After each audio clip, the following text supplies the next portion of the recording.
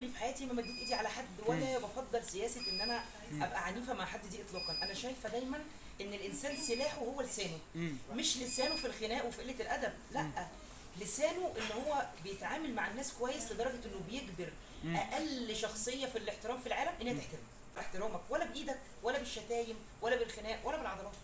لو عايزه اعمل ترند وخلاص كنت ظهرت من اول ما دخلت اللعبه دي، لان انا ما كنتش بالحجم ده، انا كنت 118 كيلو، هي متحركه، الناس كانت بتخاف من منظري. يعني انا شكلي كان مخيف، اللي ما بيتعاملش معايا ومش عارفني وبيشوفني للوهله الاولى كده بيخاف مني من منظري بس، من غير ما اعمل. عايزه ابقى مصدر طاقه ايجابيه للناس. ان انا كنت 52 كيلو، قدرت ان انا اوصل ل 118 كيلو، وقدرت ان انا اوصل دلوقتي ل 84 كيلو. انا عايزه اوصل للناس اللي مفيش حاجه اسمها مستحيل، اللي عايز يزيد من غير حقن هيزيد من غير حقن، واللي عايز يخس من غير حقن هيخس برضه من غير حقن. ده جوه البني ادم، انا هزيد يلا يبقى هزيد.